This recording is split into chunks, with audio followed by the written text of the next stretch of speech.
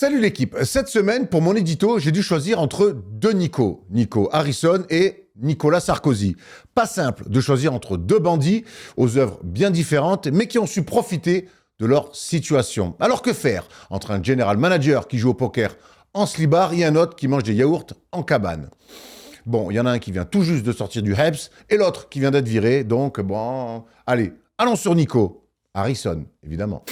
C'est donc la fin de la folle histoire entre Nico Harrison et les Mavs. La fin de l'histoire aussi avec la ville de Dallas et certainement la fin avec la NBA pour celui qui a défrayé la chronique le 2 février dernier en tradant Luka Doncic aux Lakers. 9 mois plus tard, l'accouchement est une véritable catastrophe et dans ces cas-là, c'est beaucoup mieux quand l'enfant ne connaît pas son daddy. Sorry Nico.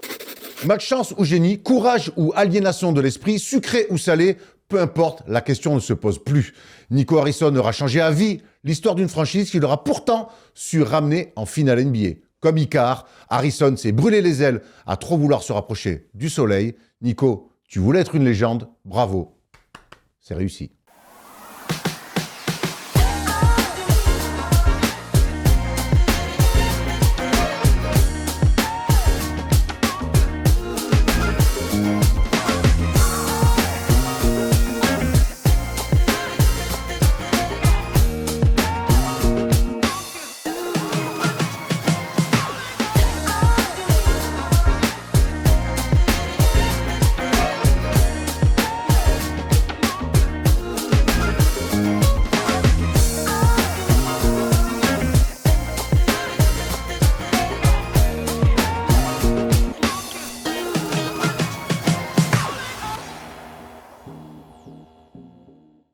Salut l'équipe, on est jeudi et le jeudi c'est le first day show comme d'habitude et aujourd'hui un énorme programme comme toutes les semaines. Dans le canapé, ce jeudi-là, Thomas Dufan est comme là d'habitude et même s'il n'est pas dans le générique, il est toujours dans l'équipe au sens large de First Team. D'ailleurs, vaut mieux ça que l'inverse. Hein. Ah ben oui, clairement. Toujours dans l'équipe et venir faire les émissions qu'être dans le générique. C'est évidemment Théo Messeur de Rivers. Comment ça va mon Théo? Bah écoute, ça va très bien, effectivement. Tu vois, je suis comme Shaq qui met ses lancers francs en fin de match et pas en début. Bah, je suis là quand ça compte. Ah ouais, on aime la ref. Enfin, je l'ai pas trop compris. Je crois Moi non plus. Non, c'est pas vrai.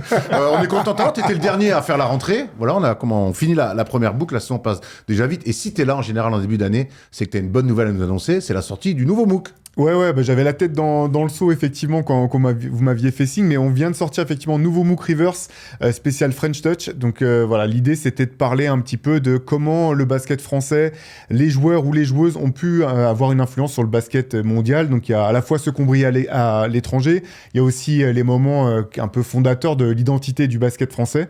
Donc, voilà, c'est un peu de tout ça qu'on a voulu parler dans ce numéro. Et ça commence de quand, alors, le premier français qui a influé sur la NBA? Vous êtes allé loin, c'est Tariq? Le premier, vraiment? Tariq pionnier, hein, vraiment. D'ailleurs, c'est un joueur dont on continue de pas parler tant que ça, alors que c'est vraiment un joueur qui était incroyable sur le terrain et qui a eu un impact phénoménal. Donc, on parle de Tariq, bien sûr, on parle de Tony Parker, bien entendu, mais on va de là jusqu'à Wembanyama et même on essaie d'anticiper un petit peu sur la suite, que ça soit côté garçon, mais côté filles aussi. Hein. On voit qu'il y a de plus en plus de filles qui brillent en WNBA. C'est devenu pour le grand dame de la Fédé. Ouais, bien sûr, mais c'est devenu un énorme réservoir. Bah oui, c'est pas grosso simple. modo. Et puis, performance des clubs français ou de la sélection nationale, il y a de beaux jours devant nous, je pense. Rédacteur en chef Daft Punk, donc ça régale. Bravo à vous. C'est vrai? Ça sur la cover. Hein. Bah j'espère. Attends quand même. French Touch. Magnifique. Non, mais ça c'était une fausse info que je viens de dire. Ah, c'est vrai, non, ça aurait été non, bon, non, ils sont sur la cover, Oui. mais ils sont pas rédac chef. Moi, il y a deux artistes que je vais rencontrer, enfin deux entités que je vais rencontrer, c'est Daft Punk. Ouais. Je veux absolument leur dire merci. C'est Rita Mitsuko. Ouais, c'est mort. Rita Mitsuko, ça va être compliqué, en tout cas, le groupe en entier. Et Jul. Jul, je veux absolument rencontrer Jul, mais je parle avec Super. Mehdi Maizi, mais chaque fois, il me snob, celui-ci. Non, en fait. Qu'est-ce que tu vas dire à Jules? T'as 43 ans. Qu'est-ce que je vais lui dire? Tu vas dire. Mon frérot, bien Oh là quoi? là. Non, ça dit quoi? Oh la honte. Non, Oxmo aussi, j'aimerais bien la rencontrer. Mais ça n'a rien à voir. On respecte Jul, par contre. Bien sûr, ici. bien sûr, bien sûr. Alors, on a quelques annonces à vous faire. D'abord, les vrais savent où trouver le MOOC, mais on va quand même le rappeler parce qu'il y a des nouveaux qui nous suivent aussi. Ouais, bah c'est exclusivement sur Basket Session, donc on n'est pas disponible ni en kiosque, ni à la Fnac, ni autre, donc c'est sur notre site basketsession.com. Allez donner de la force aux copains, et puis avoir un MOOC, c'est toujours aussi avoir un objet de très haut niveau et qui est une magnifique déco. On le lit et ça fait de la déco. Tu sais que moi j'ai ma collection, j'y tiens. Hein. Ah ouais, j'espère bien. Et j'ai même les rééditions, tout ça, je me tiens un jour dans ma collection. Son but, par contre, il l'a pas dit, c'est de les revendre dans 50 ans. Ouais, bah évidemment, la cote est pas mal, hein, au marché noir, là, Voilà, tu vois. vois, 50, donc, ça et les cartes, c'est ces deux trucs. Si je les revends dans 50 ans, ça sera très bon signe pour moi. Tu sois vivant, c'est ça que tu veux dire? Exactement. Ah, ok. Vive la colchicine. La colchicine. Oui, bah, très bien. Personne ne sait ce que c'est, à part les Colchimac. gens qui ont la goutte. Après. Attends, c'est incroyable. Allez, goutte. Allez, on va quelques annonces. Ce lundi, on vous a réservé du très lourd. Évidemment, comme d'habitude, le Big Monday, la libre antenne, et dès 22h, un match incroyable de Gilbert Arenas. Ça se passe avec les Wizards. Ils se déplacent du côté du Jazz. Au Jazz, il y a un meneur de jeu qui s'appelle Deron Williams et on va assister à un duel entre ces deux stars avec une fin de match fantastique. Je vous en dis pas plus. Soyez bien au rendez-vous comme tous les lundis dans le Big Monday à 22h pour ce NBA Classic Game exceptionnel. C'est pas le match le plus connu, mais c'est un vrai bon game à l'ancienne, Tom. Ouais, absolument. Alors, c'est pas les playoffs, sinon ce serait une finale NBA. C'est bien un final de. C'est bon bien un match de saison régulière. Je sais pas. Mais c'est surtout deux joueurs qu'on a adorés dans les années 2000. Surtout Deron Williams, malgré sa fin un peu difficile. Et cette finale qui nous reste toujours en tête avec les Cavs. Donc voilà. Duel de meneurs-scoreurs, de top meneurs de l'époque. On va kiffer. Vous le savez, cette saison, on a lancé un nouveau projet avec First Team. C'est plus FT Sport n'existe plus, ça s'appelle désormais Offense. Et la 3e émission sort demain sur la chaîne First Team Offense. Du coup, le sport, c'était mieux avant. Avec Grégoire Margoton, la légende du commentaire passé par Canal, aujourd'hui commentateur sur TF1 pour l'équipe de France. Et donc, on s'est posé cette question qu'on s'est tous posée. Théo, est-ce que le sport, c'était mieux avant? Non, moi je crois pas. Moi, Ah, il est bon. moi je suis un mec de maintenant. T'es Mais bon, tu sais t'es que bon. lui, c'est un OG, c'est pas du tout un boomer. Exactement. Non, mais vraiment. Il y a une vraie différence Ah entre ouais. OG et Tout à fait. boomer. Il est encore dans le move. En fait, ce qu'on dit, Ça, c'est un il est encore proche des Jets. sans vouloir trop trahir un petit peu ce qu'on dit dans l'émission, mais c'est vrai que quand on a des souvenirs, on a de la nostalgie, mais quand on se plonge dans les images, souvent le sport vieillit mal. Et donc, ça. c'est rarement mieux avant. Mais bon, c'est tout un débat qui va durer plus d'1 heure autour de Tom Servineux. Soyez au rendez-vous demain 17h sur la chaîne First Team Offense. Juste Offense, l'émission. Bah oui. Non, c'est First Team le groupe et c'est Offense. Ouais. Très bien, je dis un peu ce que je veux, c'est mon émission. On verra ce que tu diras lundi. J'ai hâte que tu parles de Paul Reed, du coup. Il arrive mon polo coquin, là. Le karma. Tchac. Le sommaire de l'émission, on va parler de news, parce que hier, Nikola Jokic a fait encore la chanson, pour pas dire autre chose, à nos amis des Clippers. On rendra hommage à des légendes disparues cette semaine, et on finira évidemment avec un joli clin d'œil à Paul Reed et ce coup de canif par rapport à une très belle sortie lundi. On fera un grand débat, évidemment, sur l'actu de la semaine, parce qu'on aime bien Paul Reed, mais la grande actu de la semaine, c'est quand même l'éviction de Nico Harrison à la tête des Mavs. Il n'est plus le général manager de la franchise texane, et on va revenir sur tout son parcours incroyable et rocambolesque à la tête des Mavs. On fera une palette sur une équipe qui court. C'est le Miami Heat, avec un nouveau style. Eric Spoelstra a toujours une carte à sortir de sa manche. On étudiera le nouveau style du Heat et on finira par le quiz où je n'ai toujours pas gagné de Qui suis-je. C'est vrai. 3 first des shows, 0 pour toi. C'est pas grave. Écoute, on va voir si la tendance se confirme. Exactement. Si le Qui suis-je chez Paul Reed, il y a moins que je l'ai pas en tout cas. Allez, c'est parti tout de suite pour les news.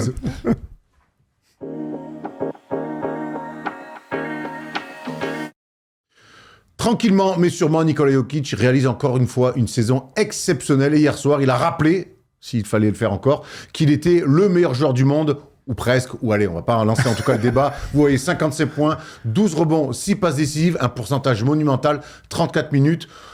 Messieurs, donc oui, victoire en plus des Nuggets sur le parquet des Clippers. On va faire un petit point sur les Clippers juste après. Ou pas. Nikola Jokic est un phénomène. Oui, on se bien lassera sûr. jamais de ce genre de performance. Être capable de marquer plus de 50 points en emmenant tout le monde avec lui. Non, mais ce qui est merveilleux, c'est que c'est un deuxième match de back-to-back et que la veille, ils étaient à Sacramento et qu'ils se sont fait une belle victoire face aux Kings dans, encore une fois, un match à la Jokic avec des pourcentages qui sont exceptionnels. Il est à 68% au tir dans le jeu, ce qui est complètement dingue. Alors quand c'est des grands, quand c'est DeAndre Jordan qui fait que des alley-oop, ok, on peut comprendre. Quand c'est un gars qui, hier, détruit Zubac, détruit Brook Lopez, pas aidé par le système défensif des Clippers, pas par le système, mais plutôt par la tactique mise en place par Tyronn Lue, bah ouais, bah sur le 1 contre 1, il est indéfendable. De toute manière, les top joueurs de NBA sont indéfendables sur du 1 contre 1, donc il y a que des défenses collectives qui peuvent tenter de les limiter un petit peu. Hier, ils ont rien pu faire. Il a mis 52 points à la fin du troisième quart-temps. Il était à 52. Après, il est revenu un peu pour... tranquille. Il a mis une petite claquette à lancer, histoire de... Pour finir à 55, record égalé pour la saison chez Gilgeous Alexander lors du deuxième match pour eux. 5 sur 6 à 3 points. Ce qui est marrant, c'est qu'on se souvient de la bonne défense de Zubac sur Jokic en playoff l'année dernière. Ça n'avait pas suffi.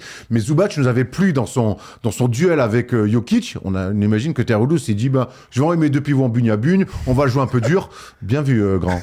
Ouais, ce qu'on sous-estime, je pense, avec Jokic, c'est son côté compétiteurs, en fait. Parce qu'il a l'air nonchalant, il a l'air de s'en foutre. En fait, il est pas du tout comme ça. Hein. C'est un taré comme tous les mecs qui sont à ce niveau-là. Et moi, je pense qu'il y a des petites croix hein, dans son calendrier de la saison.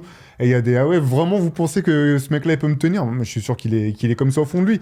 Et honnêtement... Je pense qu'il est indéfendable. Qu'est-ce que tu peux faire en saison régulière? Qu'est-ce que tu peux faire contre ce mec-là? Je pense que tu peux rien faire. Tu peux espérer qu'il soit dans un soir sans, mais sinon il n'y a pas de solution. Tu peux défendre à plusieurs. Et hier, Ils l'ont pas fait. Hier, ils ont décidé de le laisser en 1 contre 1 sur l'ISO. Il est à 25 points à la fin du premier quart. Hein. C'est-à-dire que dès le début, il les détruit. Alors il sort parce qu'il faut bien se reposer un petit peu. C'est un truc qui reviendra un petit peu plus tard, je pense, dans la saison. On s'intéressera plus aux Nuggets. Il y a beaucoup de belles choses à dire. Le on-off pour Jokic a énormément changé.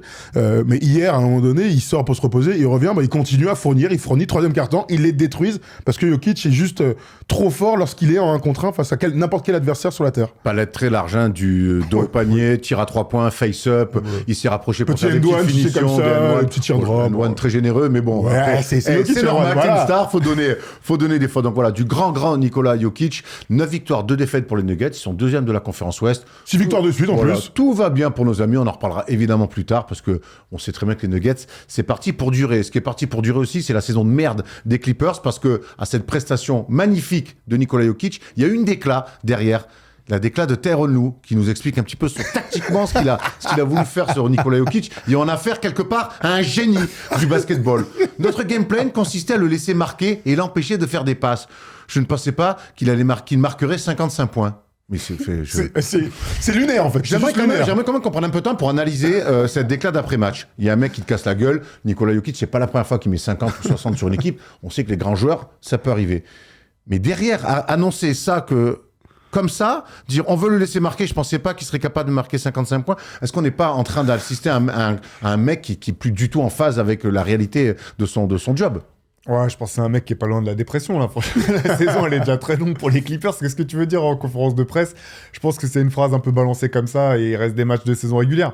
Mais effectivement, si vraiment c'était 100% sérieux, s'il était premier degré et Tyronn Lue, tu te demandes s'il a regardé un peu jouer les Nuggets depuis 4-5 ans quand même, parce que des performances comme ça sera pas la dernière. On rappelle qu'ils ont joué en playoff. Oui, Non, mais bien sûr. Mais en plus, on imagine que ce qu'il voulait dire, c'est on va tout faire pour essayer de le limiter en 1 contre 1, et puis on va fracasser son playmaking, ce qui est impossible avec Nikola Jokic, ça on est sûr. On comprend, c'est ça qu'il voulait dire. Le problème, c'est que tu viens de manger 55 points et t'as pas changé en cours de match. Moi, c'est ça qui me choque. Et pas Je une vous ai dit seconde, 25 points à la fin du premier quart. Il reste 3 quarts temps. Ils sont dans le match en plus, les Clippers. Change quelque chose. À un moment donné, fait des prises à 2 comme tout le monde. Vous avez bien vu il y a quelques jours, Victor Wembanyama, c'est comme quelle équipe il met 38 à la fin contre Chicago.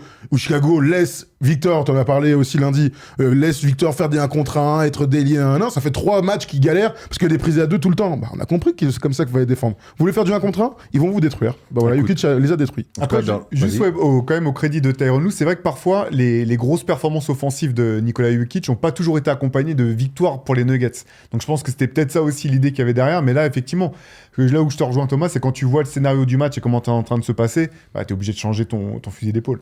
Écoute, en tout cas, rien ne va plus pour les Clippers puisque Bradley Beal ne va pas terminer la saison. Oui, il l'avait commencé, on va le voir d'ailleurs en tableau, la belle grande recrue qui était venue pour tout changer. Donc out pour la saison.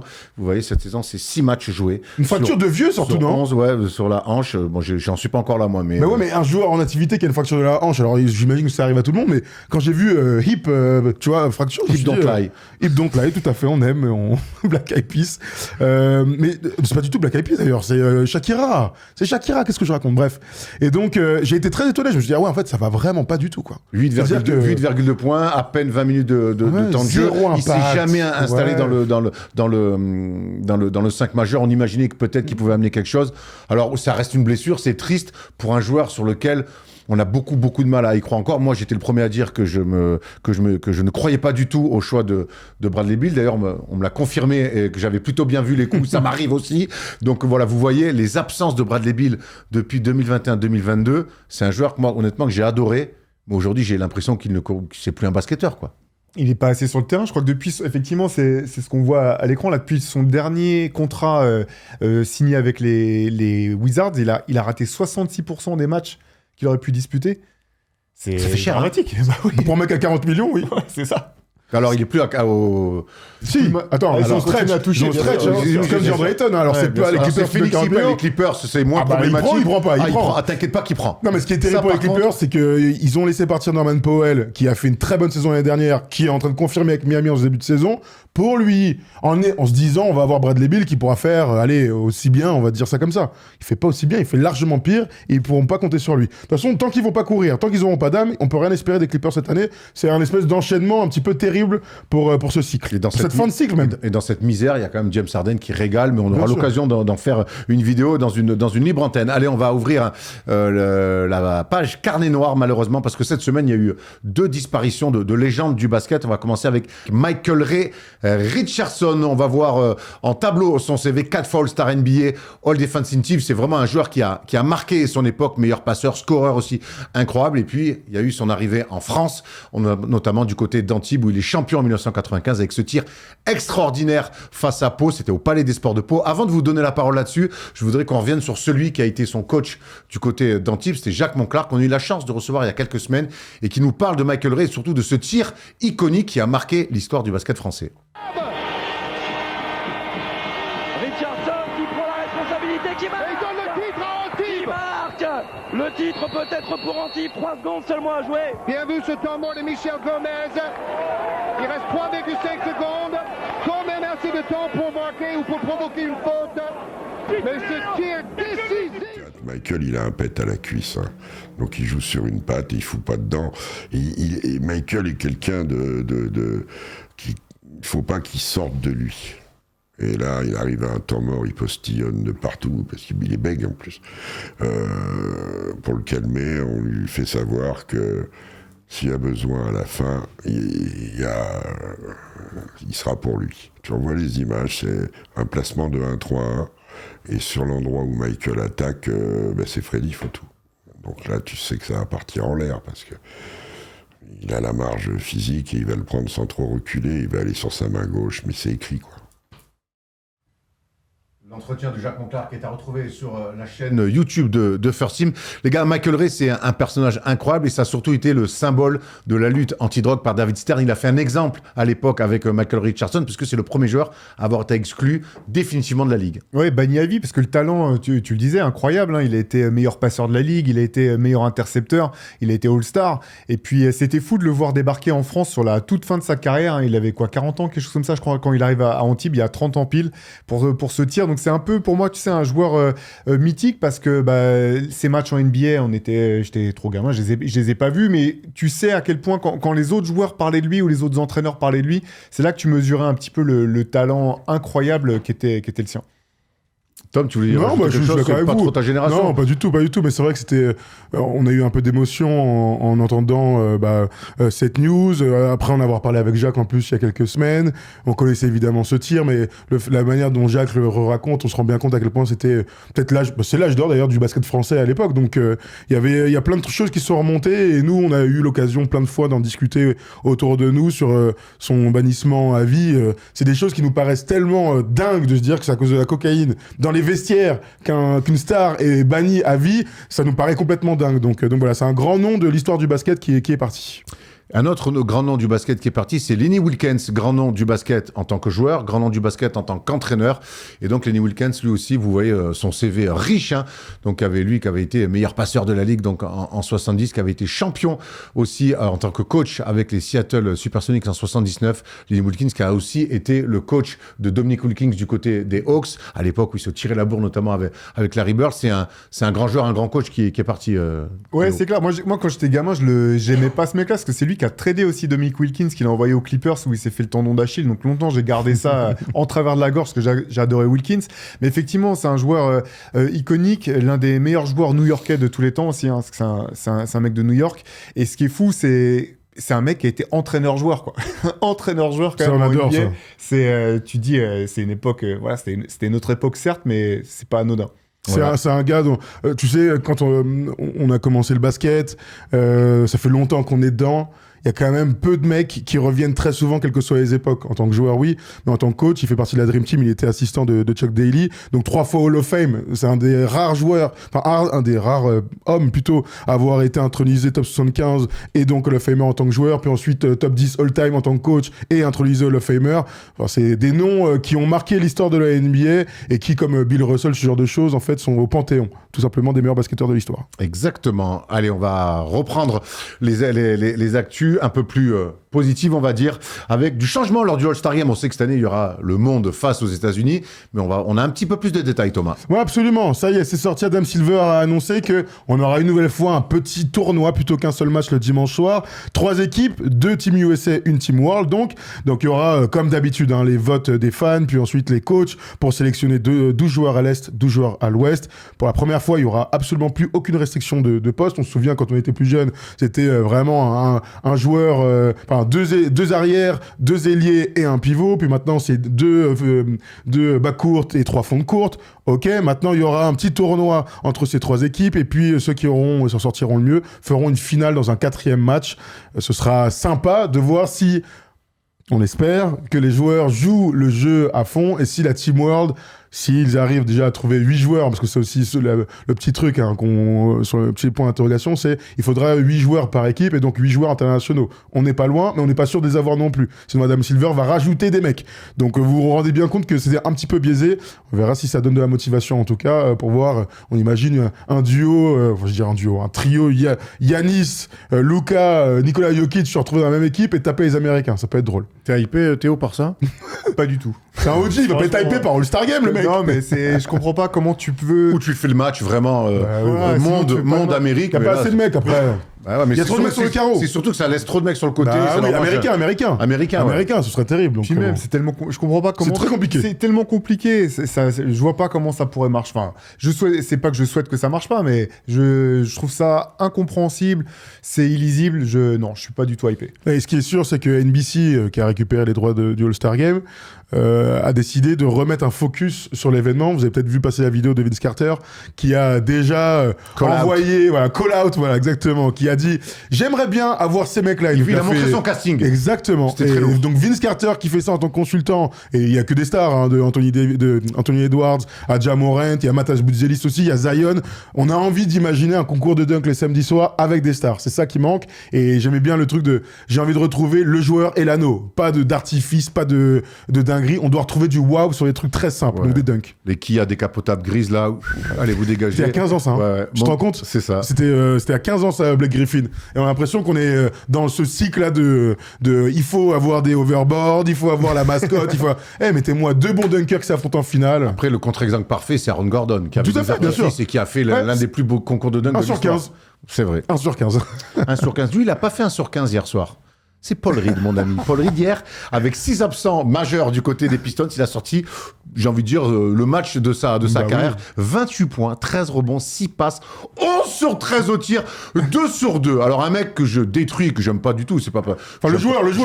J'aime pas son type de jeu, notamment du côté de Philly à l'époque. Il fait cette année, apparemment, une très bonne saison, selon les dires. Et lundi, j'ai dit ça. Paul Reed, qu'on déteste ici, bien sûr. Il est nul à chier. Ouais, mais il donne des bonnes minutes. Le match, il a toujours un impact. Il a toujours joué à Détroit. Hier, il fait un match face aux Sixers. C'est le seul, mais il est...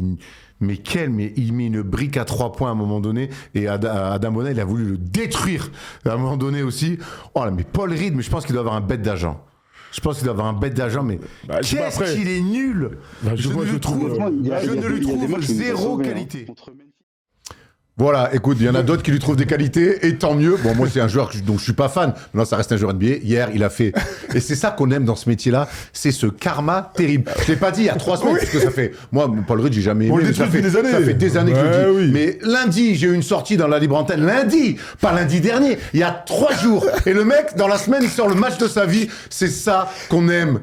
T'as pas dit qu'ils ont gagné le match, hein? Ils ont gagné le match Ouais, face ils à ont Chicago. gagné le match. Il Face à est MVP Chicago, du match. incroyable. Apparemment, à la fin du match, il a dit yeah, that's for one. Ce matin, in France, my j'espère man. bien, mais c'est le jeu. Ce matin, je me suis réveillé, que ça soit dans mes notifs ou dans mes messages privés, le nombre de messages avec les stats de Paul Reed, fantastique. Il y en a qui disent, t'as écouté, ça m'étonnerait, mais en tout cas, voilà. Mais à culpa, en tout cas, qui t'honore. Hein? Non, mais à culpa par rapport à lundi, qui t'honore. De l'autodérision, Qui t'honore. évidemment qu'on se marre. T'aurais pu mettre Voilà. ça comme tu fais d'habitude, soit bloquer les mecs, soit mettre sous le tapis. C'est pas toi qui le fais, Voilà, je sais. moi je bloque C'est personne. un autre fondateur de First Team. Moi je réponds, les gens nous regardent, on échange, on se trompe, on se trompe ou pas. On a un avis, le mec nous contredit, bravo à lui. On espère que ça va durer, Paul Reed. Je vais maintenant jurer ma revanche. Prends-le dans ta fantaisie, non?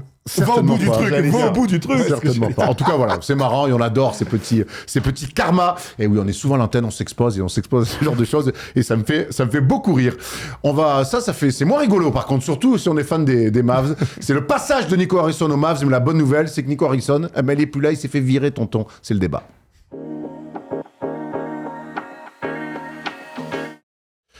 C'est tombé cette semaine, Nico Harrison, après son arrivée le 28 juin 2021, n'est plus le GM des Mavericks de Dallas. Un passage tumultueux avec des bonnes et des mauvaises choses, mais surtout un trade qui restera dans l'histoire autour de Luka Doncic. On va voir comment on l'a appris. Il y a eu une lettre donc du président Patrick Dumont. J'adore vraiment ce... Patrick Dumont, c'est on dirait frère de Duke Dumont. le Duke Dumont, le DJ exceptionnel. Donc on va pas vous lire en entier, mais en gros, il explique que le début de saison ne correspond pas aux attentes, que la culture de la gagne doit être avant tout mise en avant côté Mavs et qu'il se retrouve pas dans ce début de saison. Donc il a décidé de se séparer de son general manager. Il a sorti la flûte, quoi, gros.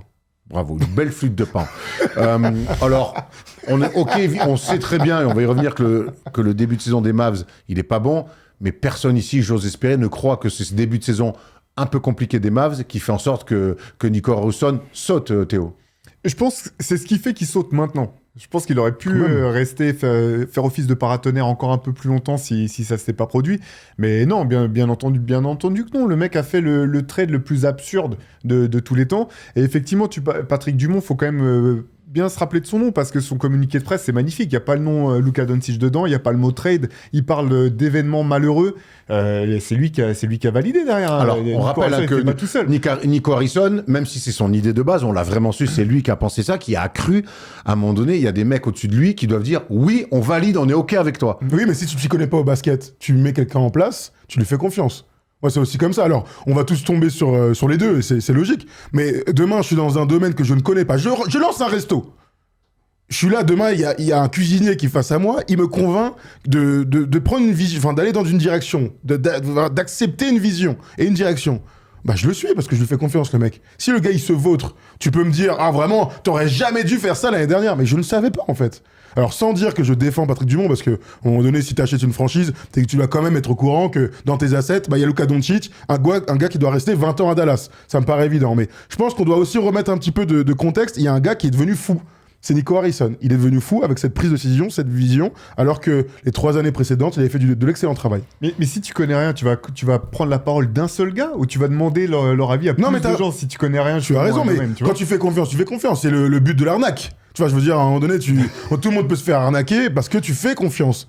Et donc là, c'était peut-être pas une arnaque, ou alors bientôt il va signer aux Lakers en tant qu'assistant de Rob Pelinka. Mais je pense que c'est limite de l'abus de confiance qui s'est passé. Tu vois ce que je veux dire ? Il y a Christophe Rocancourt qui a envoyé son CV, puisque maintenant, du coup, les Mavs cherchent un GM. J'aimerais qu'on revienne sur le timing. Sur le timing, est-ce que vous êtes surpris de ce timing-là ? Tu parlais justement de paratonnerre. Est-ce que le timing vous surprend de couper assez tôt dans la saison ? Notre ami Nico Harrison, on voit le bilan, ils sont à 3 victoires, 8 défaites. C'est pas un bon début de saison. L'équipe joue pas bien. Ils perdent des matchs de peu. Ils gèrent mal des money time. Et c'est une équipe, comme on l'avait l'impression un petit peu, qui est mal construite. Ouais, mais tout à l'heure, tu disais, vous pensez que c'est un rapport avec le début de saison ? Bah, c'est un grand rapport avec le début de saison. Parce que si c'était à 8-3, il serait encore en place. Si Anthony Davis était sur le terrain et que ça jouait bien au basket, il n'y aurait pas ce souci-là. Le truc, c'est qu'ils sont à 3-8, que l'équipe est catastrophique, que l'atmosphère dans la salle est minable, que Cooper Flagg joue même plus avec le sourire. que là ils enchaînent des défaites, que Klay Thompson il est au bout du relax. Bon, des choses sur lesquelles on reviendra un petit peu plus tard avec plaisir. Mais oui, je pense que le début de saison, l'aspect visuel, le ressenti de tout le monde fait qu'ils ont été obligés de prendre cette décision. Le but c'est d'essayer de sauver la saison. Je crois qu'ils en sont encore là. Sinon ils auraient laissé un petit peu le truc voilà, comme ça se dérouler. Je pense que ce gars-là, Patrick Dumont, pense que son équipe peut encore aller en play-off en faisant des trades, pas des trades, en l'état, j'en sais rien, mais en tout cas, ils ont encore une chance de jouer quelque chose en 2026. Moi, c'est mon avis quand même. Hein. Je suis pas convaincu, mais ils peuvent s'en convaincre. Alors pourquoi ils ont fait ce trade dès le début alors ? Pourquoi ils ont pas ce trade, pardon. Pourquoi ils ont laissé partir Nico Harrison. S'ils ne croient pas qu'ils peuvent faire quelque chose de mieux dans la saison. Ah mais alors, pardon, je vais le prendre là celui-là parce que moi ils le font partir parce que c'est même plus sportif. C'est quasiment vital, social. Il y a le basket, on le voit à 3-8, pour moi, il n'y a rien d'infamant. Enfin, c'est un mauvais début de saison, mais... C'est catastrophique, son dernier, gros. Tu peux vite remonter sur une bonne série, il y a du monde pour, mais au-delà du parquet, où ça marche pas très bien, ce qui se passe autour, les gamins qui se retrouvent avec des maillots de Luka Doncic, des Lakers en bord terrain, ils lui ont fait une sortie exit pour qu'il arrête de croiser le monde. Les fans qui passent leur vie à chanter Nico Harrison dehors, dans le meilleur des cas, l'ambiance les deux sont ensemble. Oui, mais si c'était à 8-3, il n'y aurait peut-être pas ça, c'est ça que je te dis. Oui, mais le problème, c'est qu'ils sont à 3-8. Ils sont à 3-8. Et que l'ambiance depuis ce trade-là, elle est puante du côté de Dallas. Délétère. Elle est puante. Honnêtement, que ça soit les fans, que ça soit les joueurs des Mavs, que ça soit le bureau, et Nico Harrison lui-même, mais aucun humain ne doit vivre ça. Ça doit être un truc de malade. Mais ça, on est tous d'accord. Le mec a reçu des menaces de mort. Mais ça, on est tous d'accord. Tu me parlais du timing. Moi, je donnais ma réponse par rapport au timing. Est-ce que vous êtes surpris du timing ? Personne peut être surpris parce que ce que tu viens de dire, le sportif, le bilan, c'est invivable. Voilà. Donc ils ont bien fait de le faire. Oui. Donc on peut pas être surpris du timing. C'est ça que non, mais c'était ma question. Moi, je suis pas surpris du timing. Oui, d'accord. Je suis pas surpris. Télo, du coup, pardon, je t'ai coupé. Non, mais c'était comme toi, en fait, parce que la situation, elle est invivable, en fait, parce que l'équipe, ça marche pas, c'est mal foutu, les joueurs qui risquaient d'être blessés sont blessés, et donc tu peux pas gagner de match, et derrière, tu peux même pas capitaliser complètement sur le fait d'avoir le premier choix de la dernière draft, Cooper Flag, et se dire, bah ouais, il y a quand même, c'est pas grave, on va pas être champion, parce que c'était ça, et c'est là où il s'est mis dans un piège tout seul, Nico Harrison, en disant, on a fait ce trade-là parce qu'on veut être champion à court terme. Et là, tu sais que tu pourras pas être champion et tu peux pas basculer sur le tout. Ça va être sur l'avenir, ça va être sur Cooper Flag parce que ce que tu disais, Erwan, dans la salle, le cri qui revient le plus souvent, c'est Fire Nico. Donc en fait, tu es dans une situation qui est juste intenable. Et là, effectivement, s'ils avaient été à 8-3 ou si c'était Soso, ils seraient restés un peu plus longtemps, même s'il aurait fini par sauter. Oui. Là, en fait, c'était le seul moyen de pouvoir se dire maintenant, ça marche pas. On va passer à autre chose et que derrière, les fans puissent aussi passer à autre chose et essayer de relancer un peu l'image de la franchise. J'aime beaucoup ton idée il s'est mis dans un piège. Pour moi, il est arrivé, il a joué au casino, il est allé sur une table de poker, il a fait all-in, il avait un 10 et un 9 dépareillés. Parce qu'à partir du moment où tu trades Luka, avec tout ce que représentait Luka aux Mavs, sachant que tu fais finale la saison d'avant, donc tu te dis, bon, tu sors de là-dedans, il y a plein de choses à prendre. À partir du moment où tu trades Luka en disant, on ne gagnera pas avec ce mec-là, je veux Anthony Davis, et c'est win now, mais en fait, tout ce qui peut rentrer en compte dans certaines excuses ou certaines lectures un peu plus gentilles d'une situation, ah ouais, mais là, il y a des blessés, on va laisser un peu plus de temps. Oui, mais il y a ça, là, ça se met en place. En fait, tu te laisses plus de temps, tu te laisses plus de recul sur rien. C'est-à-dire, win now, tu as laissé partir Luka. Moi, j'en ai rien à foutre maintenant que tu aies un accident de voiture en arrivant à la salle, que Anthony Davis soit blessé. Je veux gagner maintenant, tu n'as aucune excuse. Donc, il a plus de pare-feu, il a plus de protection. Et là, effectivement, tu rates ton début de saison. Il avait pas le droit de rater son début de saison. Alors, Draymond Green le dit dans son podcast. Ouais, c'est dur, il y a des blessés, il a pas de chance, Kyrie. Ah, mais à partir du moment où tu fais ce trade-là, le pas de chance, il n'existe pas. C'est comme au poker, hein. All-in. Ah ben ouais, mais l'autre, il a des meilleures cartes. Pas de chance, t'es dehors. Sauf que là, tu sais en plus un petit peu quelles sont les cartes de l'autre. Parce qu'en fait, quand tu fais ce trade-là, c'est pour ça que les blessures, c'est pas une excuse pour Nico Harrison. Parce qu'il a choisi de miser sur deux joueurs, Kyrie Irving et Anthony Davis, qui sont souvent blessés en fait. Oui. Et qui sont, dans le cas d'Anthony Davis, la trentaine passée. On sait très bien que ce type de gabarit, même chez les mecs qui n'ont pas un historique médical comme le sien, il s'expose à être plus souvent absent des parquets que les autres. Donc en fait, effectivement, tout s'est passé de la pire des manières possibles. Mais c'était prévisible. Exactement. C'était prévisible. Elle existait cette option. On l'a dit 1000 fois entre nous. D'ailleurs, dès le moment du trade, ce qui nous avait surpris, c'est que la contrepartie, c'était pas du tout l'avenir, des choix de draft. C'est en général ce que tu récupères quand il y a un All-NBA, futur NBA, l'un des MVP de NBA que tu transfères. T'es censé te baquer énormément sur le futur. Si Rudy Gobert est parti pour 5 premiers tours de draft, normalement, Lucas, c'est 14 tours de draft, premier tour de draft. Et tu pars pour Anthony Davis. McChristy qui fera sa carrière du côté de Dallas, j'ai peu de doutes. Et l'autre choix 2028 de mémoire. Donc, oui, il s'est, de toute manière, à partir du moment où il a proposé l'idée de se séparer de Luka Doncic, il s'est mis dans la merde.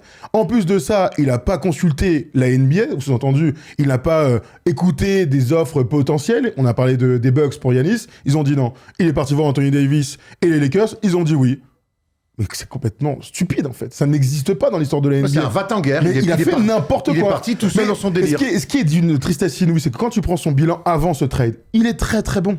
Il est excellent. Avec Tom, on est allé refaire saison par saison ses choix. Et moi, je trouve que, en fait, il avait des certitudes. Il a fait ce qu'il fallait pour entourer Luka. C'est l'une des questions des dernières années. Comment entourer Luka? Et ben, c'est le seul GM de la carrière de Luka qui a réussi cette prouesse. Regardez ça, 2021-2022, c'est quand il arrive. Donc, vous savez, hein, c'était un exécutif de chez Nike, adoré de tous, très proche des joueurs. Et évidemment, l'histoire de Steph Curry, où il a pas enlevé le nom du PowerPoint. Mais à part ça, il a fait que du très bon travail. Donc, re-signature de Luka, c'était attendu. Le trade de Kristaps Porzingis, avec qui ça marchait pas. Et puis même, ils étaient pas potes. Ils étaient pas très proches. Ils étaient pas très proches. Voilà. Bon, bilan, une finale de conf contre les Warriors en 2022.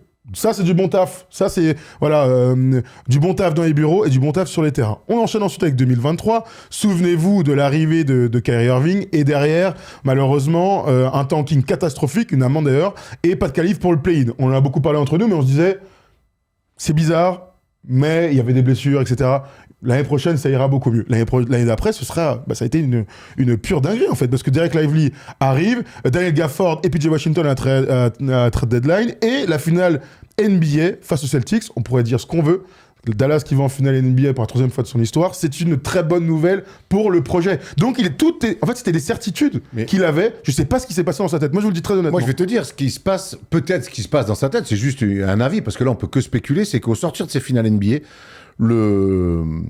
l'analyse de Nico Harrison et peut-être de son entourage, c'est pas on est allé en finale NBA, qu'est-ce qui nous manque pour maintenant les gagner? C'est waouh, Luka, en fait, défensivement, parce qu'il sort, il avait été, notamment, on se souvient, le papier, la sortie, notamment, surtout après match, je sais plus, Brian Winsdorf, qui dit je n'ai jamais vu une prestation défensive aussi calamiteuse. Et il avait raison. Et on se souvient que toutes les finales NBA, les Celtics ciblent Luka de manière terrible. En fait, il sort de ça au lieu de se dire on a encore franchi un cap, qu'est-ce qu'on fait autour de Luka pour aller gagner un titre? Il dit mais en fait, Luka nous amènera jamais au titre, alors que tu sors d'une finale. Et c'est là pour moi où il commence à se tromper. C'est là d'entrée où il se trompe, il dit non mais en fait faut qu'on défende plus, je veux me séparer de Luka. Et en fait pour moi, tu sors de ta meilleure saison et ton analyse de cette saison, c'est le meilleur joueur, il sera jamais champion. Elle est complètement faussée et à partir de là, il part complètement en travers. Après, il y a plein de choses, hein, mais dans son bilan, tout n'est pas aussi positif que ça quand même. C'est lui qui laisse partir Jalen Brunson.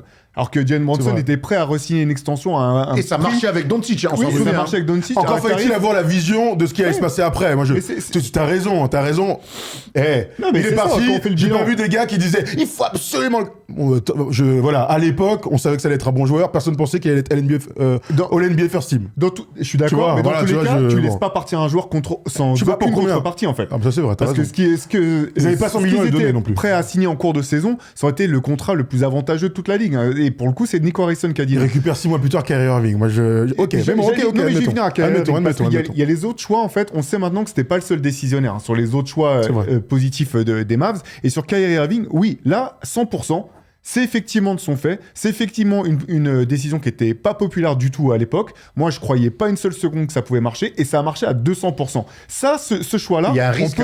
Il y a un risque. Il joue déjà au poker quand il fait venir Kyrie Irving. C'est qu'il est en fin de contrat et que tout le monde se dit, mais attends, tu fais venir Kyrie avec tout ce que tu lâches, mais à tout moment, Kyrie cet été, s'il veut, il peut tracer aux Lakers. Alors ça, c'est pas fait. Et là, pour le coup, c'est crédit aux Mavs d'avoir dit à Kyrie, mais reste avec nous, on va te faire kiffer. Et puis c'est vrai que Kyrie, on l'a jamais vu aussi épanoui qu'aux côtés de Luka. Mais quand il signe, on se dit, ok, danger. Déjà, poker, ça veut dire que nous, on va tout faire pour le garder, mais s'il veut, il se barre. Exactement. Mais ça, pour le coup, c'est un coup de poker gagnant. Et moi, je pense que c'est ce moment-là où il s'est cru plus beau que tout le monde, en fait. Il a cru que c'était le mec le plus intelligent de toute la ligue, qu'il avait un coup d'avance. Et je pense qu'au bout du bout, ça peut pas être une analyse rationnelle qui te pousse à trader Luka Doncic. C'est un problème d'ego. Je pense qu'il peut pas le blairer. Il supporte pas le gars. Je pense que Luka, ça devait être réciproque et il supportait pas ça. Il a trouvé le moyen de s'en débarrasser. débarrasser. Mais honnêtement, si tu trades Luka Doncic, l'un des 4 meilleurs joueurs du monde, qui est encore dans sa vingtaine. Oui, à 25 ans, t'as raison. Déjà, ça commence comme ça, déjà, tu le trades pas en fait. Ça commence comme ça en fait. Personne ne trade ce mec-là. Voilà. Deuxième chose, si tu le trades, c'est simple. T'appelles les 3 autres gars en fait. T'appelles qui sont les qui Jokic, composent Giannis, voilà. Tous les mecs raccrochent. Victor, voilà, oui, voilà. Tous les mecs raccrochent. Qu'est-ce que tu fais? Maintenant, tu dis, j'en ai rien à foutre. Je veux le plus gros package possible. Tout à fait. Donc, tu peux pas simplement appeler les Lakers en disant, il nous faut votre pivot de 30 ans et plus qui est tout le temps blessé et ça va nous permettre d'être champion à court terme. Il y a aucun scénario où ça peut marcher. C'est complètement dingue. Et c'est fou parce que vraiment, je rêve qu'un jour Pelinka raconte ce moment. C'est-à-dire, je sais pas si c'est par mail ou par téléphone. Nous sommes intéressés pour Anthony Davis, mais vous n'avez rien à offrir. Non, mais on a Luka en échange. Tu vois un peu. Ne dites rien, les gars, ne dites rien. Il faut rien dire tellement c'est ubuesque la situation. Je vois la scène, il va être comme ça dans son burlingue à boire son café là. Voilà, qu'est-ce que tu fais? Oh Nico, bien ou quoi? Comment? Il dit à tout le monde, venez les gars, venez. Ça nous permet de faire un beau shout-out à Chiqui Cario. Comment? Combien? Non mais c'est vraiment ça. Et là il y a un truc que tu as souligné qui est très intéressant, c'est une histoire d'ego. Il y a l'histoire d'ego et il y a l'histoire du mode de vie de Luka quand même, à un moment donné, qui à l'époque n'était pas du tout en adéquation avec ce qu'on pouvait imaginer. Pareil pour le Shaq, pour Kobe.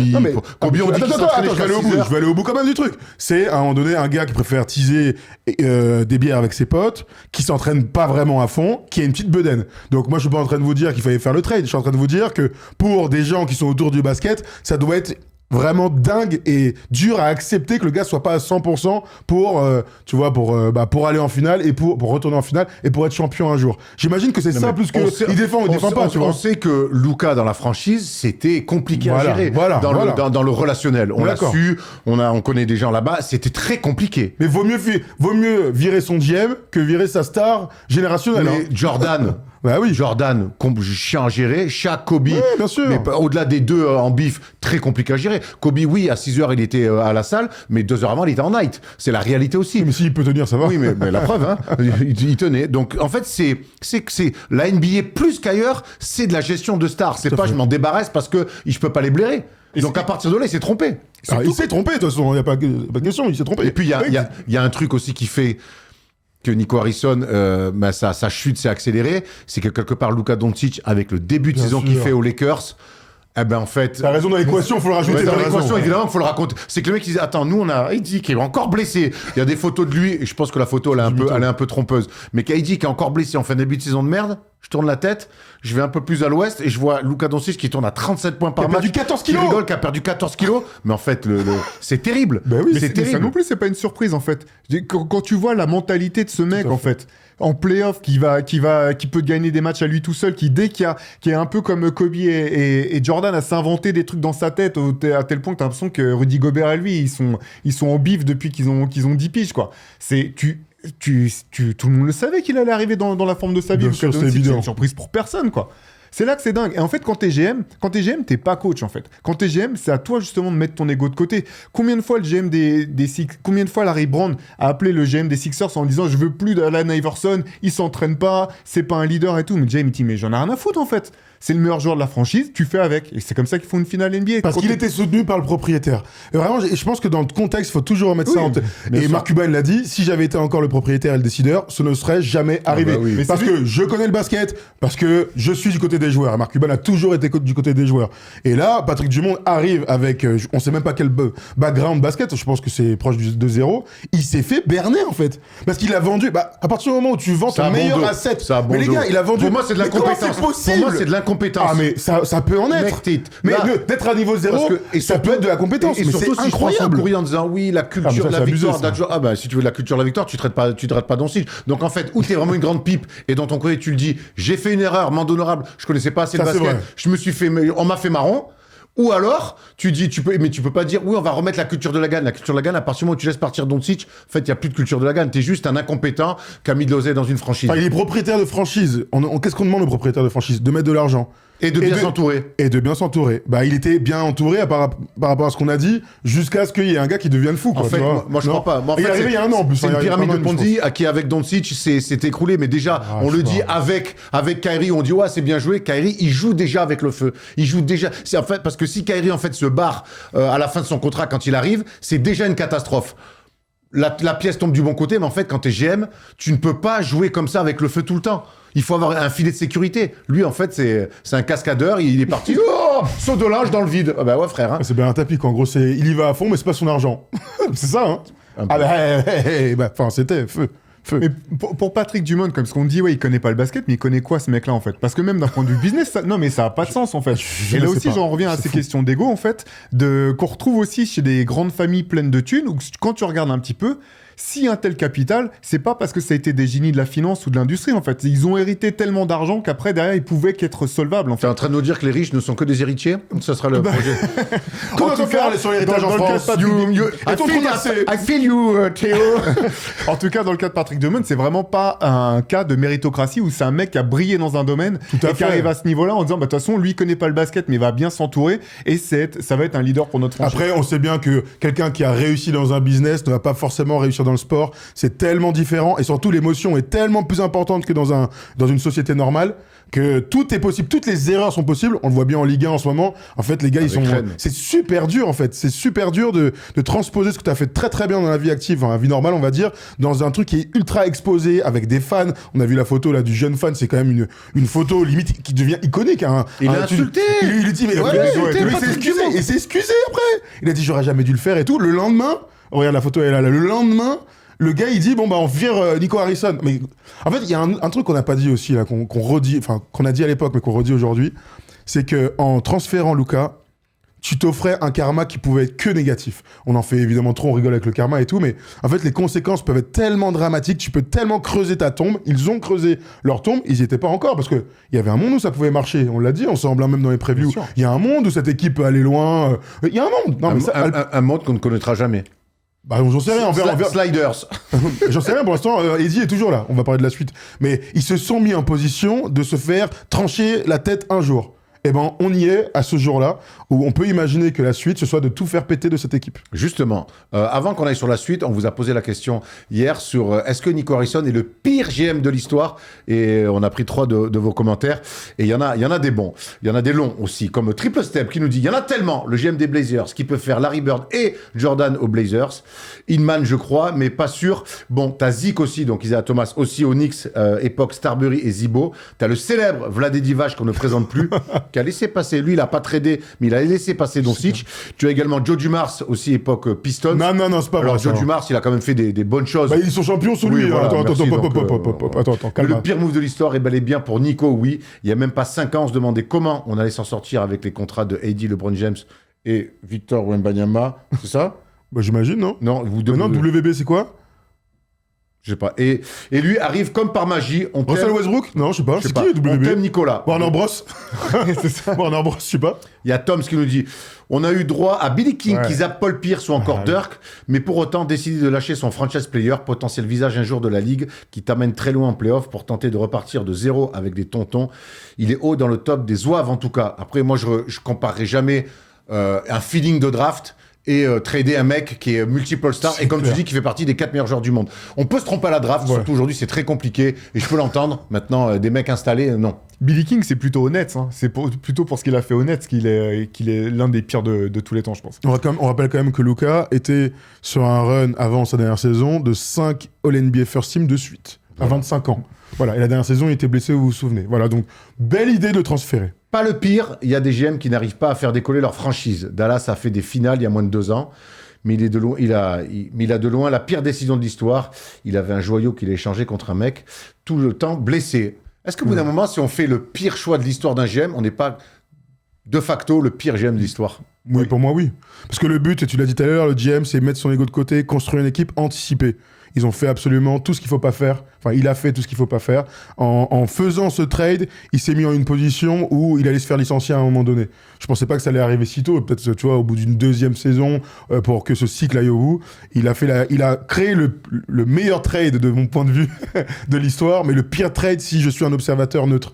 Donc ouais, pour moi, c'est le pire de l'époque moderne, sans aucun doute en tout cas. C'est celui qui va rester le plus longtemps. Je pense que c'est jamais bon signe, en fait, quand ton GM est connu par le grand public, c'est que c'est rarement pour des bonnes choses, et je pense que sa photo elle va être dans le dictionnaire à vie sur Attention, tête de l'histoire. Qu'est-ce qu'il va faire après ce mec? Qu'est-ce qu'il va faire? C'est ce que je dis dans l'édito, c'est il a voulu être une légende. Bravo chef, t'as réussi. Mais alors, C'est pas comme ça qu'on devient une légende en tant que GM. C'est en Regarde, construisant sur le long terme. les Spurs, regarde Sam Presti à OKC, en fait, c'est des Mais là, mecs t'as qui que sont 15 dans- là, ouais, là, Ah ouais, mais c'est des, là, c'est les boss. on s'inspire des meilleurs. Ah, ça, c'est Plutôt vrai. que de te mettre en avant comme ça et puis bomber le torse. Il aurait peut-être dû passer chez les Spurs pour Ouais, apprendre le calme. Qui Et... était chez Nike, il aurait dû aller chez Campers et ça se serait très bien passé.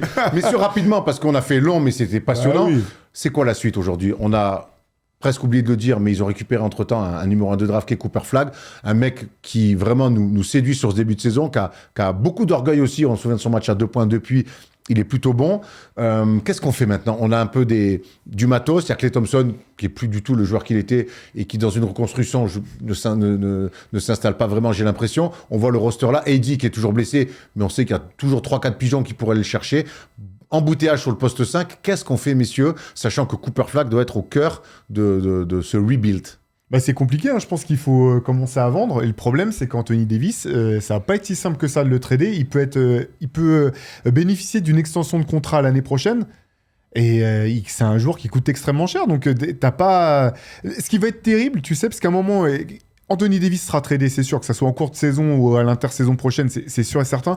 Là où ça va faire mal, c'est quand tu vas mettre en rapport ce que tu as laissé partir quand tu as laissé partir Luka Doncic et ce que tu vas récupérer pour Anthony Davis. Là, ça va vraiment faire mal au crâne. Mais je te rejoins, il faut construire autour de Cooper Flagg. C'est devenu la timeline, un peu de... Tout doit s'organiser autour de lui. Et effectivement, il y a des assets, mais tu vas être obligé de lâcher du Derek Lively, peut-être, même si c'est pas lui que tu veux lâcher, ou du Daniel Gafford. Il y a des bons joueurs dans cette équipe. Mais je te rejoins. Ce qui est fou, c'est qu'ils sont pas au bout de leur peine. C'est-à-dire que je sais pas si vous avez vu hier pour le match face à Phoenix, qu'ils ont perdu encore une fois à domicile. C'est quand même terrible. Anthony Davis, il est sur le retour. Il est censé revenir. Et apparemment, c'est Patrick Dumont, en adéquation avec Patrick Dumont. Bah, il y a plus de GM. Donc maintenant, qui prend les décisions un petit peu de... C'est Patoche. C'est Patoche. Entre le staff d'Anthony Davis qui dit qu'il est prêt à revenir et le staff des Mavs qui dit cette blessure au mollet pourrait... si elle tourne vraiment mal, se transformer en rupture du tendon d'Achille, on l'a vu ces derniers mois, on se souvient évidemment de Tyrese Haliburton, donc on prend le moindre risque possible avec Anthony Davis, parce que lui, il a envie de jouer. Donc, pour le transférer un jour, il faut qu'il soit en état de jouer. Donc, on préfère le mettre au frais. Donc, on n'est même pas au bout, tu vois, de ce mauvais cycle là, autour d'Anthony Davis et du trade de Luka Doncic. Moi, je crois qu'il faut le transférer. Je sais pas si vous avez vu la rumeur avec Chicago. Chicago enverrait pas mal de mecs dont Vucevic, etc., des contrats expirants, ce genre de choses, pour que eux puissent baisser leur masse salariale et puis repartir sur un cycle autour de Cooper Flagg, parce que je pense qu'on est tous d'accord là-dessus. On doit reconstruire autour de Cooper Flagg, quitte à sacrifier Anthony Davis, quitte à sacrifier Kyrie à un moment donné. Parce que Kyrie, il est content, mais il est content quand il y avait Luka et qu'il visait le titre. Là, avec une équipe qui se remodèle autour d'un rookie, est-ce que Kyrie va toujours dire « Ouh, ça se passe super bien à Dallas ?» C'était ma prochaine question, Théo. Qu'est-ce qu'on fait avec Kyrie? Compliqué, hein. Il a l'air de se plaire à Dallas malgré tout. J'ai l'impression que la relation avec Jason Kidd est plutôt importante pour Kyrie. À voir aussi quel rôle va avoir Jason Kidd, s'il va rester simplement coach ou s'il va pas peut-être essayer de récupérer ce poste de GM de franchise à terme. Là, c'est Michael Finlay et ils sont deux co-GM qui gèrent. C'est pas simple. Ce qui est sûr, c'est que je pense pas qu'on le reverra sur le terrain cette saison. Kyrie, il était plus... Il aurait pu le reverra espérer... pas carrément? Quel intérêt pour si Dallas, dans une autre... en fait. Là, tu passes en mode tanking. Hein. Pour moi, tu vas essayer de choper à nouveau. Parce que là, ils ont leur choix de draft cet été. Tout à fait. Donc, ils peuvent se dire... Et ils n'ont pas ceux d'après. Voilà, donc, il y a une draft monumentale qui arrive. Exactement. Donc, tu dis, si jamais on a de la chance, on peut avoir... Donc, dans ce cas-là, faut trade. Parce que tu peux pas dire à Kyrie qui peut revenir en janvier, lui dire, tu joues pas. Donc, faut trade. Oui, mais qui va le prendre s'il a pas rejoué et que t'as pas pu le voir sur le terrain? Kyrie, pour moi, ça surmonte un trade. Même quelques certitudes sur le gars. Mais dit, pour moi, ça, tu trouves... Alors, je dis pas des bons trades, hein, mais tu trouves des gens qui seront toujours intéressés. Mais là, si tu reconstruis, il te faut des bons trades, en fait, parce que t'es dans une... tu peux pas vendre à perte, pardon. Bon trade, pour moi, c'est récupérer un ou deux choix de draft, hein, on en est là. Hein. Tu vois, et faire baisser la masse salariale. Ils étaient dans un cycle où la masse salariale est énorme pour être champion NBA. Là, t'es avant-dernier de la conférence Ouest. Heureusement qu'il y a les Pels qui font pire. Donc t'es obligé d'alléger un petit peu les finances pour espérer avoir des jeunes joueurs dans la suite. Bon, en tout cas, le bordel à Dallas risque de continuer, même si Nico Harrison est parti. Et ça va être passionnant de savoir la suite. Qui on trade les packages, on sait que les Thompson Mais qui aussi. va arriver en tout cas GM, parce que c'est intérimaire. Hein. Oui, Déjà, oui, c'est la nouvelle vision, on va voir. Oui, c'est ça. Le GM, il arrive et dit, bon, bah, on fait quoi? Bah, on tank. Ah, bah, j'ai hâte de voir tous les vieux pépères. Mais PJ Washington et tout. pour moi, avec la draft qui arrive, le bordel que c'est. Mais après, encore une fois, t'as un mec déjà comme Cooper Flag. Est-ce que tu vas lui dire d'entrer sur son début de saison, ça va être la merde ta première année? Mais c'est déjà la merde. C'est déjà la merde. En même temps. Oui. Écoute, on T'as va pas suivre besoin ça, de le dire, on va hein. suivre ça, un nouveau GM, une nouvelle vision, et on imagine que ça va encore bouger dans le roster des Mavs cette saison. Allez, on va se plonger dans la palette et on va aller voir une équipe qui va bien pour le coup et qui court beaucoup. C'est le Miami Heat.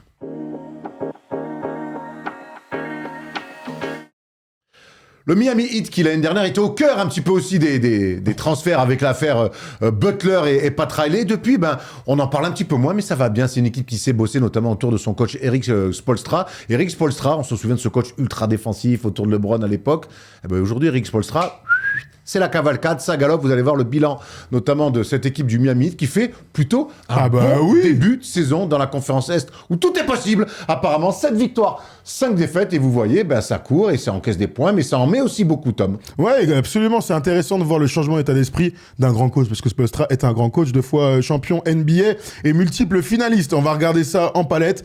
Passer du 28e pace l'année dernière, avec 96 possessions par match, simplement au premier pace de toute la NBA avec 106 possessions.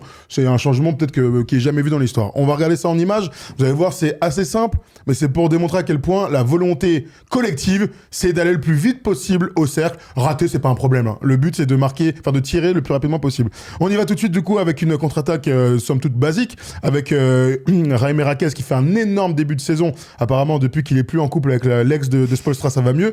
Du coup, on se retrouve avec avec une équipe de Cleveland en début de semaine qui oublie un peu le repli défensif. 4 joueurs qui sont coupés par la longue passe et un Sam Merrill qui est au centre de tous les débats ces derniers temps pour son côté défensif, et Simone Fontecchio qui va marquer ce lay-up assez facilement. Une action rapide, mais juste pour démontrer comme ça sur un truc basique à quel point ils ont envie de courir et marquer le plus rapidement possible. Moi, ce qui m'intéresse beaucoup, et on l'a mis en forme sur toutes les palettes qu'on va voir, c'est l'attitude des mecs qui n'ont pas la balle dès qu'il y a un rebond offensif. Rebond off, outlet, ou en tout cas, on lève la tête et t'as toujours 2 ou 3 mecs. Tu vois, c'est des attitudes, c'est des départs de sprint à chaque fois. Et on voit Cleveland, qui est une équipe qui est plutôt une bonne équipe et qui est surprise souvent par ces démarrages. Les mecs, le temps qu'ils analysent, les 2 ailiers ont rempli les couloirs et ils ont 2-3 mètres de retard. Et on l'a vu sur la passe de Jaime Raquez. Mais parce que les mecs se projettent, en une passe, il y a 4 mecs, ils sont déjà battus. Deuxième action, on y va tout de suite. Et vous allez voir aussi le 5 majeur. C'est intéressant de voir que cette semaine, Bam Adebayo était pas là. Ils ont joué 2 fois contre Cleveland. Et ça leur empêche pas, mine de rien, d'installer leur jeu fait d'ailier, mais surtout de course. On y retourne. Jaime Raquez, là, qui encore se retrouve en meneur de jeu. Ça, c'est des actions basiques. Théo, dans un instant, tu pourras y répondre. J'espère que c'est le petit V-cut, c'est ce que tu imprègne à tes jeunes joueurs. On y retourne du coup, je vous le disais, il n'y a pas de pivot sur le terrain. Et donc, ça leur permet d'avoir des ailiers qui vont courir dans la première intention. On est dans le même match, toujours en premier quart-temps. Et Raquez qui va jouer donc en meneur de jeu et qui va se montrer face à la défense de Cleveland, qui focus sur le porteur de balle. Ça, c'est un peu logique pour essayer de couper la transition. Les couloirs de course sont très respectés. Encore une fois, sans intérieur. Et ça a son importance pour la suite de l'action. Simone Fontecchio qui va revenir. Alors, c'est des actions basiques. Hein. Je fais la passe dans l'aile où je dribble pour chasser le mec qui va sur le short corner. Il y a le gars à l'opposé qui va remplir. Belle défense de Donovan Mitchell là-dessus. Il s'est fait prendre comme un bleu, mais en même temps, faire ces démarquages-là un peu basiques, ça surprend toujours l'adversaire. Qu'est-ce que tu en penses de cette action, cher Théo ? Moi, j'adore le jeu de Miami cette année. C'est un des jeux les plus plaisants à voir jouer. En fait, ils jouent un peu comme jouer le Paris Basketball. Tout à avec fait. la circle offense. Il y a pas de système annoncé. C'est tout simplement sur des principes de jeu et des options. Et ce qui est intéressant, c'est de voir qu'en fait, là, c'est Jaime Raquez qui a la balle sur les 2 options, mais il joue quasiment tout le temps avec au minimum 4 joueurs qui peuvent prendre la balle, pousser et créer pour les autres.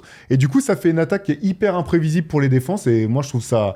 Pour nous, en fait, Européens, on n'est pas très surpris. Ça ressemble beaucoup à ce qu'on peut voir parfois en Europe. Mais je trouve ça superbe à voir jouer. Là, ce qui est cool, c'est que c'est de la transition. C'est pas un jeu rapide, grand ouvert. Mais même sur la transition, tout le monde est agressif. Il y a du motion, il y a du mouvement. Et puis, encore une fois, tu sanctionnes. Et on sait qu'en NBA, des fois, surtout en début de saison, le repli défensif, les mecs sont un peu YOLO. Eh ben, tous les replis défensifs où il y a au moins un mec qui s'oublie, il est sanctionné. Là, on voit Donovan Mitchell, il joue un peu au malin, je flotte. Boum, tu prends un backdoor, t'es pas prêt. Et encore une fois, en moins de 10 secondes, mais t'as un lay-up. C'est des paniers faciles. Absolument. Et on passe à la troisième action, du coup, ensemble, avec Miami face à Denver, cette fois-ci. Et on va encore une fois voir que le but, c'est de trouver le meilleur tir possible dès le début des 24 secondes. On y retourne donc. Une bonne défense déjà sur Nikola Jokic, c'est à souligner, de Kelly Oubre. Bravo mon grand qui régale. Et regardez la volonté des 5 joueurs, c'est assez étonnant. On part directement en sprint et vous savez qu'à Miami, la condition physique, c'est hyper important. On se retrouve à jouer un 3 contre 2 en contre-attaque. Et là, on voit si on est bon basketteur ou mauvais basketteur. Je vous dis direct. Et ben là, pour le coup, David Mitchell, il fait le bon choix. Une petite feinte à droite de la tête et il voit Andrew Wiggins qui fait un bon début de saison, disons-le aussi, à 45 pour un grand tir ouvert. Il aurait pu peut-être jouer Kelly Oubre, il aurait pu faire une passe à un trailer. Mais non, Erik Spoelstra veut qu'on court et qu'on shoot en première intention. À peine 3 secondes sur l'horloge des 24 et déjà un tir tenté, mais un tir marqué. C'est vraiment l'ADN de Miami. Je vous rappelle, l'année dernière, c'était la 28e équipe qui courait le plus vite. Donc c'est vraiment un changement d'état d'esprit total. C'est une équipe d'athlètes. Voilà, on sait qu'ils sont à Miami, de toute façon, t'as pas le droit d'avoir un pet de gras, donc les mecs sont en surforme, athlètes plus surforme. Dès que tu te projettes comme ça vers l'avant, ben, très vite pour le repli, c'est compliqué. Les mecs vont vite, les mecs sont en forme et on pousse la balle. Et ça t'amène du surnombre et après, ben, c'est... Vas-y, t'es ouvert, et puis la confiance, si tout le monde est OK avec ça, t'es ouvert, shoot mon gars, et prendre un shoot où tout le monde te dit vas-y, c'est autre chose que prendre un shoot en disant ah non, attends, vas-y, j'étais ouvert. Là, on sent que tout le monde joue le même basket, et ça se sent direct. Il y a un truc que j'adore avec Miami aussi, c'est que quand tu regardes le match, quand ils encaissent des paniers, très vite, ils font passe pour le mec qui est déjà à la remise et ils relancent. C'est-à-dire que même sur les paniers marqués, ils se projettent. Ça, c'est Paris Basketball aussi, hein, vraiment. Aussi, ouais. C'est ce qu'on ressent depuis 3 ans dans le club parisien. Et ils ont été champions de France, vous le savez. Alors, Chioma Cizalo galère un peu avec Memphis. On parle surtout des changements très courts et tout. Mais dans la volonté de courir, dans la volonté de déstabiliser sans poser forcément un pick and roll ou un système comme nous, on a appris à l'époque, bah, ça donne des bons débuts de saison. À voir quand les équipes seront quand même meilleures défensivement tout au long de cette saison pour Miami. Et Tyler Hero est pas là aussi, donc à voir aussi comment ça va se passer à son retour. Après Théo, courir, c'est toujours une valeur, on peut dire refuge facile, mais on le voit bien que dans le basket moderne, courir, au bout d'un moment, ça te change complètement et ça t'amène des points et ça te fait gagner des matchs. Ouais, carrément, il y a quand même aussi un petit peu l'effet Pacers, hein, parce que Indiana qui jouait sur ces principes-là aussi de jeu tout-terrain avec de la relance très rapide sans perdre de temps, je pense que ça a marqué les esprits. Et ce qui est intéressant, c'est que ce qui est vraiment fort avec Miami, c'est que je pense que quand ils auront récupéré Tyler Hero et Bam Adebayo, ils pourront réinstaurer un petit peu de pick and roll sans que ça enlève quoi que ce soit à ce qui est déjà en place en fait. Et je pense que c'est une équipe qui va vraiment être embêtante tout au long de la saison. En tout cas, l'adaptation encore une fois d'Erik Spoelstra, l'évolution des coachs. Moi, j'adore ça, voir les coachs qui s'adaptent au fur et à mesure des générations, des joueurs qu'ils ont selon si tu joues le titre ou les playoffs. Enfin voilà, ça. À voir comment ça se passait pour Team USA aussi, parce qu'on sait que c'est le nouveau coach. Non mais exactement. C'est des choses intéressantes à voir si dans le basket international, quand tu domines sur les individualités, est-ce que tu peux instaurer ce jeu d'ultra pace? Moi, à voir. Perso, en tout cas, je continuerai à avoir beaucoup de respect pour Erik Spoelstra, même quand il perdra en finale des Jeux Olympiques face à la France en 2028. On espère qu'il pourra retrouver une maison quand même aussi rapidement, le pauvre. C'est terrible les histoires qu'on a vu la semaine dernière, les incendies. Allez, on va regarder avec notre... Il faut que j'enchaîne, excuse-moi. Ça fait 2h10. Quand tu présenteras autre chose qu'une libre antenne, tu pourras comprendre. Merci Nikos Aliagos. Bravo, magnifique. La cote du Miami Heat pour voir s'ils peuvent remporter la division Est, vous le voyez, ils sont plutôt à la lutte. Sud-Est avec pas mal d'équipes, mais... Ça va être serré en vrai, ça va être serré, tu vois. Je les imagine pas forcément gagner, quoique avec le retour d'Adebayo et de Tyler Hero, c'est une équipe qui a quand même cette culture de gagner des matchs, et pourquoi pas, quand on voit comment c'est serré dans la conférence Est, aller gratter plus qu'un play-in, même si c'était ce qu'on leur promettait dès le début de saison. J'espère que tu vas mettre 1 euro sur les Washington Wizards, Erwan à 500. Non, parce que même si c'est qu'1 euro, ça sera quand même 1 euro perdu. C'est clair. Allez, puisqu'on parle de perdre, c'est le moment d'aller sur le quiz. J'en ai pas gagné, même si j'ai gagné le Kelfac. Et finalement, il n'y a que ça qui m'importe. Mais non, je suis bien plus compétiteur qu'un Wizards, donc je veux gagner le qui suis-je.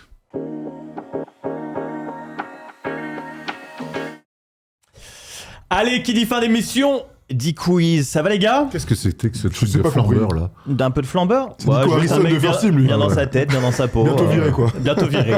Ça rime. On aurait dit un crooner à l'ancienne. C'est vrai? Ça te va bien, je trouve. Tu m'appelles souvent crooner. Ouais, c'est vrai. Je connais pas le joueur. Ça va Théo? Ça va très bien, Tom. Ça va la forme? Ouais, ça va. J'aime bien quand t'es là parce que t'es un des meilleurs, je pense, sur les quiz. Ah bon, vraiment c'est Ouais, ça, c'est tout. je suis surpris. Hein. Je pense Faut pas dire qu'on que dit la c'était une blague. flagornerie gratuite. C'est parce Pas que- du tout, je Est-ce sais que aussi t'as faire fait des un mot C'est compliments. vraiment gratos. Alors, on Non, mais attends, il est a fou, lui. Dorto, il a dû en trouver 4 en 6 ans. C'est ça, c'est ce que j'ai Tu racontes. Ah ouais, bon, je me suis trompé alors. Bon, on peut Tu le enchaîner. confonds avec le Kevin Serafin, peut-être. quiz Peut-être. Non, non, pas du tout. On a embrasse les mêmes Kev, épaules, évidemment. au niveau des épaules. Nouveau jeu cette semaine que m'a envoyé Rafifax sur Instagram. N'hésitez pas à envoyer des quiz, c'est marrant. Et il m'a fait essayer de leur faire un joueur type Ishmish. Et Ishmish. Quoi Ishmish. C'est quoi sa langue là? C'est un serpent. Il est... Et j'ai fait l'orthophoniste arrêté. Oh, non, ça, c'est horrible. trop facile. Il a joué dans 13 équipes. Oui. Ok. J'aimerais que vous me trouviez dans quelle équipe il n'a jamais joué. Ah, ok, je peux. C'est une énumération. Ok. Voilà, tu Ok, commences. énumération, d'accord. commence. Voilà, oui. Au Nets. Honnête, il a jamais joué au Nets. Lakers. Oh Il a jamais joué aux Lakers. Il a jamais joué aux Clippers. Il a jamais joué aux Clippers. Il a jamais joué à Portland. Il a jamais joué à Portland, en effet. C'est pas mal, hein. Ah, vous êtes pas mal pour l'instant. Est-ce qu'on c'est dur là Où est-ce qu'il a pas joué? Tac, tac, tac, tac. Allez, je vais tenter les Bulls. Il a jamais. Il a jamais joué à Chicago. Aux Warriors. Aux Warriors, jamais. À New York, au Knicks. Aux Knicks, jamais. On est bon là, hein? Eh, vous êtes plutôt Il y a bon là. 17 équipes à Il trouver. reste encore. Ah, il en reste, hein. Qu'est-ce que. Où est-ce qu'il a pu. Raptors? Oh, Raptors, C'est mon prochain. toujours pas, dis donc. Il a jamais joué aux Seattle Supersonics. Non. Virginia Squires. C'est clair. Il a jamais joué au Jazz. Ouh Ah, je tente, hein. Il a jamais joué à Utah. Ah, ouh. Attendez, Il a jamais joué au Memphis Grizzlies. Eh ben alors là, je vais te dire qu'il a joué. C'était en 2010-2020. Aïe, aïe, aïe. 1,8 points. C'est pour ça qu'on s'en souvient pas. Ah oui, je m'en souviens.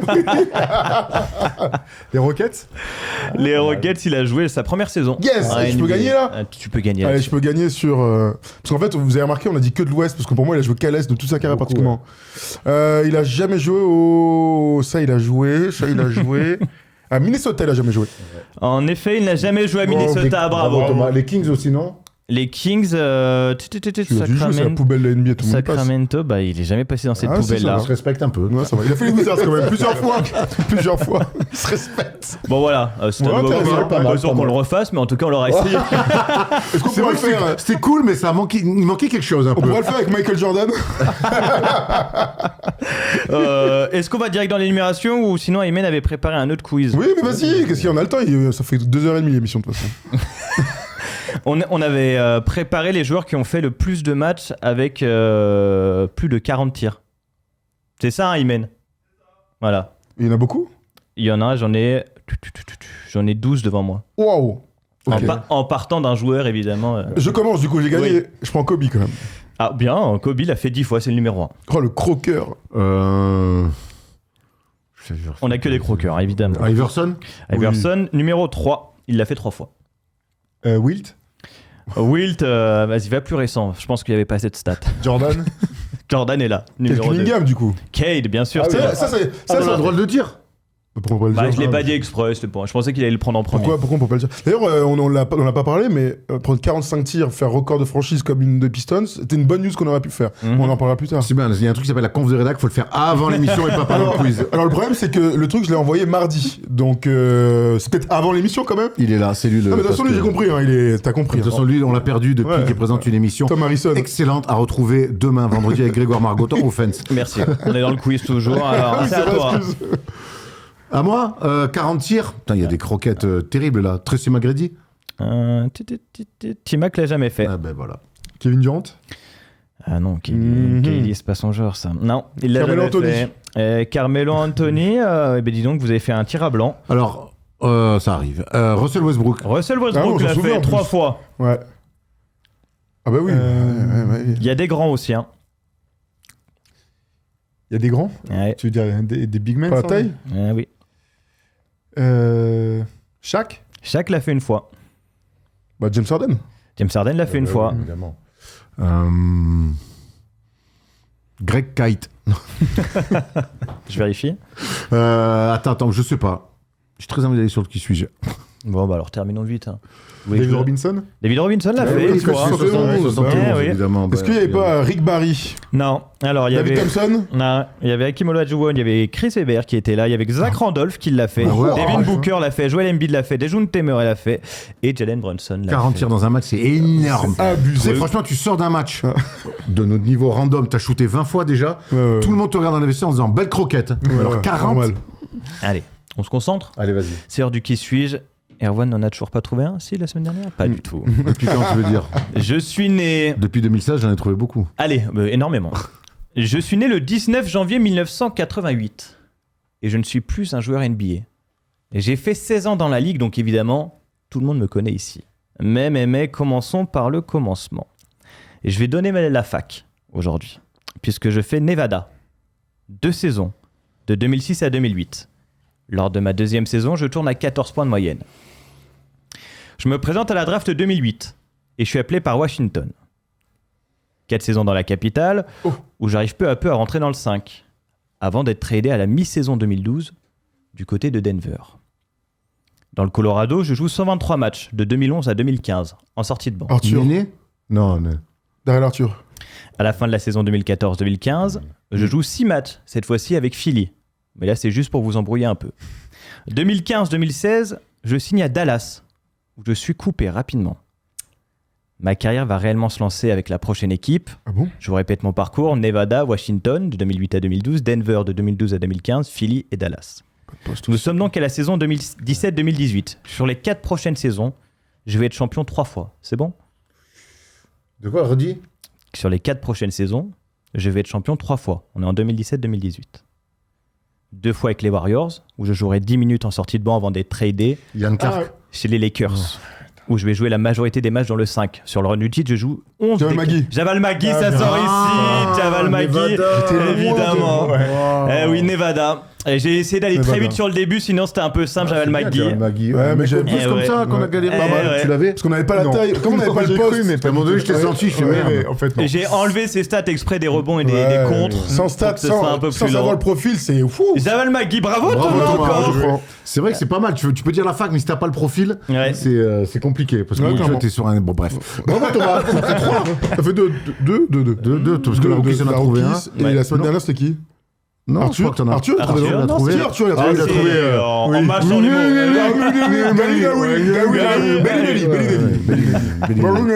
Allez, on se retrouve lundi donc pour la libre antenne, 20h, 22h, et puis pour un énorme match entre Gilbert Arenas et Deron Williams dans le NBA Classic Game, et puis la semaine prochaine, comme d'habitude, le First Day Show avec le retour peut-être de Steph, on va voir, on va remettre la rotation. Merci en tout cas de nous suivre, Offense demain avec Grégoire Margoton. Est-ce que le sport c'était mieux avant? Voilà, soyez au rendez-vous, donnez-nous de la force, on vous embrasse, et un énorme shout-out à Paul Reed, my man, my blood.